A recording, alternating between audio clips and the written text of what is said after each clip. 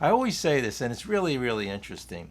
We don't have to go far, and it talks about it early on page 58. It speaks about this, how there, being an easy program. But listen to this. Listen to what it says.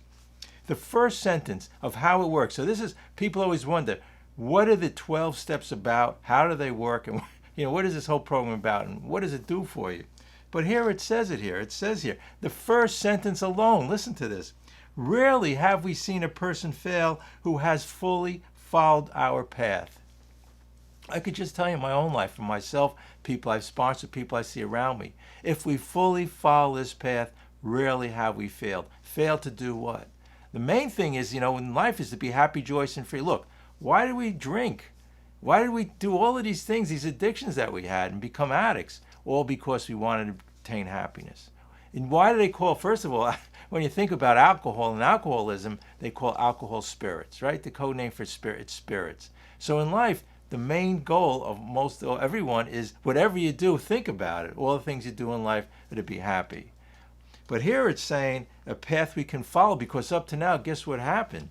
And one of the reasons you're here in life, many people, it's not just us who are here, but we fail. In other words, we're miserable, irritable, discontent, upset. So here in these 12 steps in this program, and this is where actually the next page it talks about, it has the 12 steps in it. This is the amazing chapter. Again, we're on page 58 in the big book of Alcoholics Anonymous. So here are the steps here. So we're going to go, and the steps are going to bring us, and step 12 says having had that spiritual awakening.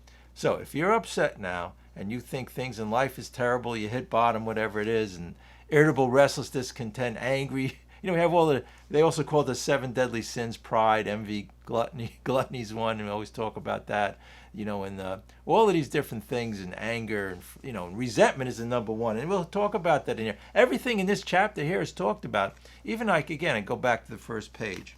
If they do not, they are people who cannot or will not completely give themselves to the simple. The whole key word here is simple, right? Simple program. But why so many of us gone on for 10, 20, 30 years and been irritable, restless, discontent, depressed, upset, wanting to go to what they call the jumping off point, So it's because we haven't followed this program. But let me explain something to you about this program, because I know a lot of times people come into the AA program and read this and they say, well, it's, a lot of people call it, they say it's like a cult. Again, these 12 steps, and I'll say this every time, to me, I've read a lot of books on and followed a lot of religious philosophies, Eastern, Western, all different types of philosophies and religions, and they're all in this 12 steps here in the first part, the first 164 pages, big book. I'm telling you, read any religious philosophy and you'll find meditation and prayer, step 11, even 4 is like a confession in some religions. It's all here. And of course, step 1, 2, and 3, all religions are about getting out of the self. The whole program is getting out of the self, find a higher consciousness, a higher power in life. So anyway, it says, rarely have we seen a person fail, okay? And it's a simple program. Keep in mind it's a simple program. Because you know what? Our whole life, look, even here, we have a book with 600 pages, right? We need 600 pages to figure this out. I had shelves full of self-help books. I had every book you could imagine. I tried everything to no avail. It didn't work. So it's saying here to follow our path, and it's simple, because I always try to complicate everything.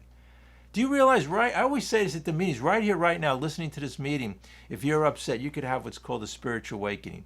Realize, and we'll talk about that here. And in part of this book, and we're going to read one page in particular, it's page 62. It's rigorous honesty. You ever hear the phrase, the truth will set you free? What's the truth about life?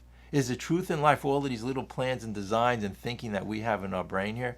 Thoughts are just thoughts. You ever think about that? Thoughts are just thoughts. It's directly related to our addictions, whether it's alcohol, drugs, food, whatever it is. We have that same thing. It's our thinking, but we want to pay attention to it. So I'll get right to it. My spiritual awakening was I had a resentment towards somebody, and I all of a sudden realized, hey, Bob, you don't have to think that way.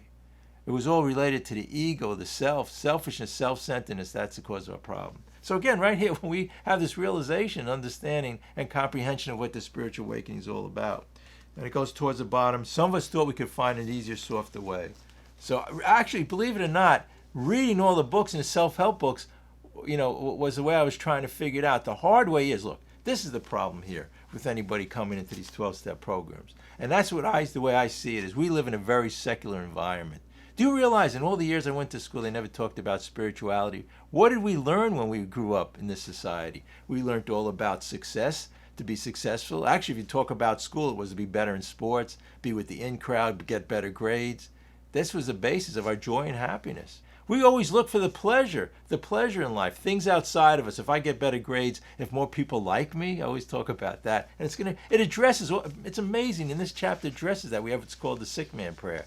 It's going to talk about getting people to like us. How crazy is that? When you think about it, when you do this program, and when you have the spiritual awakening, you'll realize the insanity of all this thinking. Now, during the day, I will have these thoughts, right? Maybe I'll be a little bit angry, frustrated, resentful, but I can always say, Bob, it's not true.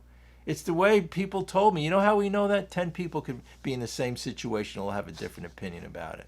So we can observe these things in life, all these things on the outside, but what we're looking for is the joy and happiness, but we're all looking on the outside. It's in here. And this is directly what this whole steps in this whole program, religious philosophies are all about. It's to attain the joy and happiness. And even whatever we do, we're doing it for that reason. Do you realize that? But another phrase is to, I cannot find happiness, right? But I can have it. In other words, we're looking for happiness. It just is. We were created in God's image, and when we read these steps, we were created to be joyful and happy.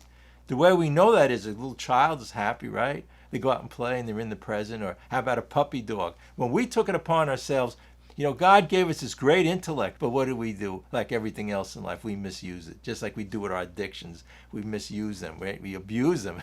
The word abuse them, right? Misuse them. So here we go in life. We made a decision to use our ego and our pride, which is one of the main deadly sins. So when we get humility, we have that higher consciousness, spirituality. When we're out of the self, that's the whole key here. It's funny. Some people come to these meetings, and I was at a meeting. In the next meeting, somebody said I wasn't at the last meeting. So I said, can you just tell me a little bit what it was all about? I says, okay, it was let go and let a higher consciousness of God into your life. She knows it's not me, but it's in there all the time. We create in God's image. So if you want a recap of the meeting, you have to go somewhere now. It's all about letting go and letting God. But here we go. So it talks about here. Okay, so on the next page, it tells us here that the steps. We admitted we were powerless, step one. Step one in how it works. What more do you have to say than we admitted we were powerless? Because the reason we're upset, why are we upset and depressed and fearful all the time? And it's going to talk about fear in here. The amazing thing, it's the center. It's called the corrosive and evil thread throughout our lives. It talks about that in this book on page 67. We're going to read all this, although I might be in a few parts here because there's so much to cover, and then as usual, we have such great shares and people here that have a lot of recovery and had that spiritual awakening. If you come to this meeting, and you'll hear like after I finish speaking, the meeting's just really getting started. So let me just set it off by just saying, again, it's about the steps, about the program. Step one, powerless.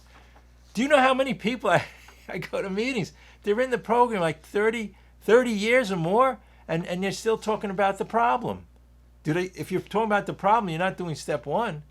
I don't know how many people agree with me on that, but that's the case. So if I say to you, look, I had a problem with my mother-in-law, I have a problem at work, I have a problem, whatever it is, am I feeling powerless? I feel I got the power. I want to play a higher power. I want to play God. And we have to ask ourselves, how's that worked out for us?